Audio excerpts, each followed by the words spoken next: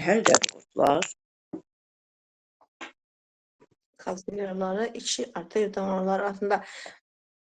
Elə bəli, balıq olmazmı? İndi Evet, o hiç fikirləşməmişdim. O cürə yanı heç düşünməmişdim.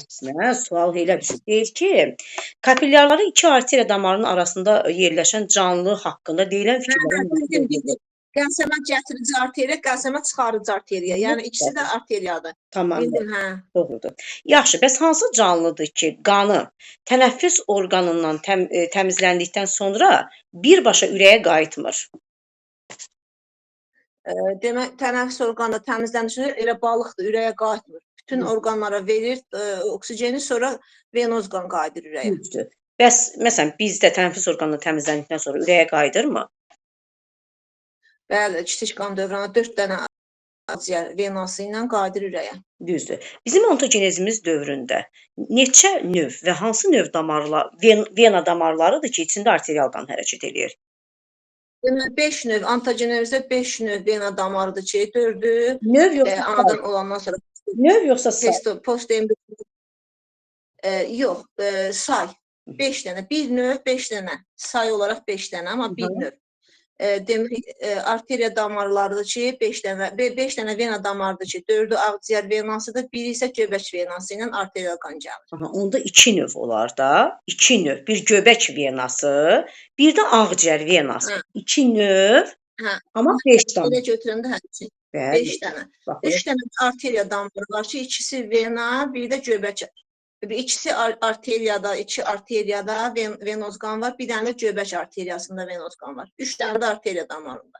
Deməli, bəli, akciğer kötüyündə venoz qandır. Düzdürmü? Bir də göbək arteriyalarında. Düzdürmü? 3 ədəd. Bəli. Yenə də 2 növ. 2 növ 3 ədəd. Düzdürmü? Yaxşı. Səadət müəllimə, bakteriyalarda fotosintez edən nümunələr varmı? Bəli, var, siyanobakteriyalar. Bunların membranlarında fotosintez edici, yəni bunların membranlarında fotosintez edici strukturlar var da. Belə deyək, daxili mühitəviyyatında fotosintetik membran var ki, xlorofil molekulu fotosintetik membranda yerləşibdir. Düzdürmü? Bəli, təkcə siyanobakteriyadır mı fototrof bakteriyalar? Qırmızı və yaşıl bakteriyalar da bunlar demək fotosintez edirlər, qırmızı və yaşıl bakteriyalar. Amma bunlar biri hidrogen sulfiddən istifadə edir, hidrogen mənbəyi kimi, biri də sudan istifadə edir. Doğru. Belə sudan istifadə, biri də hidrogendən istifadə edir. Biri də hidrogendən istifadə edir. Hansı bu üçündən, hansı atmosferə sərbəst oksigen buraxır?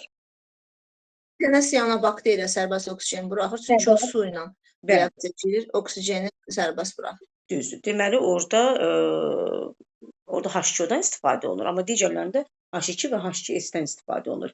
Bəs qırmızı və yaşıl bakteriyalarda xlorofil maddəsi harda yerləşir? Bu birisində siyanobakteriyada fotosintetik membranda yerləşdi. Bəs burada? Bunlarda sitoplazmada sərbəst halda yerləşir. Sitoplazmada sərbəst halda yerləşir. Doğrudur. Yaxşı. Energetik mübadilədə ATF sintetaza kanalından, ATF sintetazanın proton kanalından neçə proton keçirik? 24 hidrojen protonu keçirsə, ATF sintetaza kanalı açıq, 24 hidrojen protonu keçirsə, həmin proses baş verir. Düz, 24 hidrojen proton keçir. Deməli, energetik mübadilə hansı orqanoiddə gedir? Energetik mübadilə birinci mərhələsi hazırlıq mərhələsidir. Həzm orqanlarında gedir. Yəni yağlar qliserinə, yağ tuşlarına, zülallar amin tuşlarına, karbohidratlar demək ki, molekul, yəni qlikozaya qədər parçalanır. Burada hansı orqanoid kömək edir bu prosesdə? Lizasyon fermenti, lizasyonda olan fermentlər. İkinci proses energetik mərhələdir. Bu sitoplazmada gedir. Belə glikoliz mərhələsi, yəni oksigensiz mərhələ. Glikoliz oksigensiz mərhələdə sitoplazmada gedir. Burada 2 molekul ATF, 2 molekul su alınır və ADF reaksiya girir, ATF əmələ gəlir. 200 kilojul enerji ayrılır ki, bunun 120 kilojulu demək 80 kilojul ATF şəklində toplanıb 120